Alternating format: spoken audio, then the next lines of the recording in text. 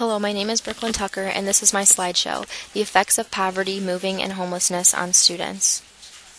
Many of us in today's schools are trying our best to become educated. We are hoping to one day earn a degree that will allow us to have a career for the rest of our lives. For those of you that are facing poverty, there are many obstacles that can affect your progress in the classrooms. Knowing about these factors and knowing that you are not alone can allow you to seek help if you need it. Two common factors that go along with poverty are moving and homelessness. These two things can be major obstacles that can impede a student from striving towards success. Over the years, many different statistics have been given to show the importance of poverty and how it affects students trying to receive an education.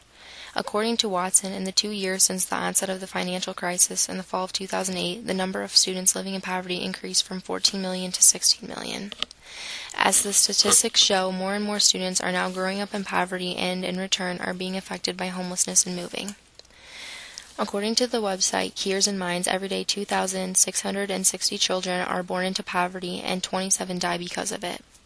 Watson also states that the United States government also estimates that 25% of children in America will soon be living in poverty. Being able to stay in one area and attend a good school is one big aspect that we need in order to be successful. According to Robert Rector, most students that live in poverty do not live in a good area and do not attend good schools. Rector also says that these students may experience being evacuated from their homes due to the rent not being paid.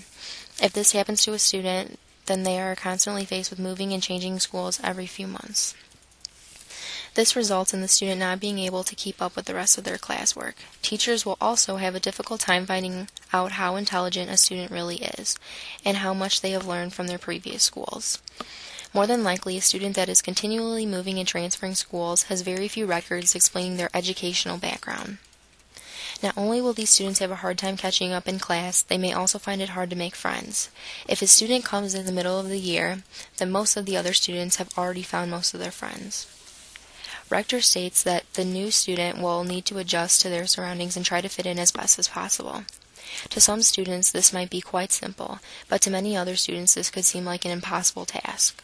Rector also says that friendships take time to build, and they will not occur overnight.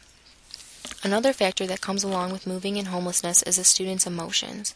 A student that knows he or she might not have dinner when they get home, or may not have a place to live, can be very stressful on them. This can cause a student living in poverty and facing these issues to fall into a deep depression. According to Rector, when this happens, the student is not likely to perform at his or her highest ability simply because they are facing many different hardships in their life. As you can see, students living in poverty are greatly affected when it comes to moving and being homeless.